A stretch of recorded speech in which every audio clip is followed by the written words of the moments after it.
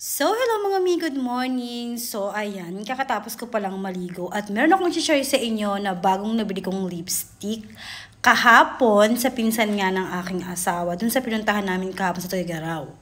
So, ayan, itong lipstick na ito is from Maybelline. So, ayan, ito yung lipstick na nabili ko kahapon at itatry ko siya ngayon sa aking labi. So, sabi niya, Maybelline Superstay Teddy Tint. So, ayan. So, ayan, bubuksan na natin kasi nga itatry ko siya. O, diba? Talaga namang packaging pa lang, panalo na. So, ayan, oh, grabe ang shala ng packaging niya.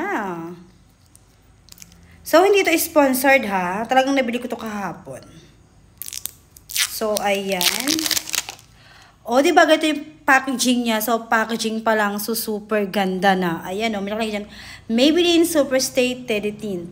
So, ayan. Hindi ko kasi alam kung anong kulay nito.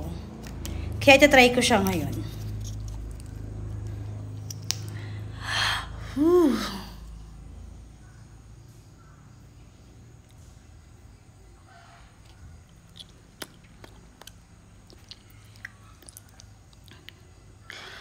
Ay, grabe. Yung kulay niya is parang may pagka-orange siya. Ang ganda.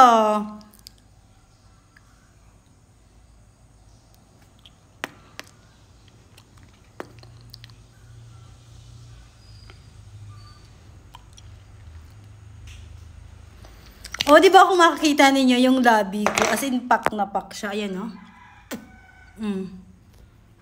Di ba? So, ayan, talaga namang grabe. Bet na bet ko na itong Maybelline Superstay Teddy Tint.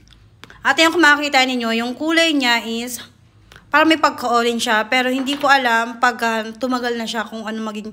Kasi baka... Minsan kasi diba merong pag tumatagal nagiging parang pink, ganyan. Pero tingnan nyo, oh.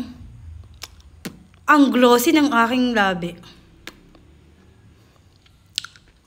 So, ayan. Kung gusto nyo i-try.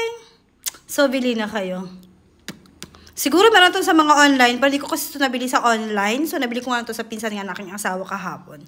Sakto naman yung aking ginagamit na lipstick is paubos na. Kaya naman bumili talaga ako. Ang ganda. So, yun lang. Bye!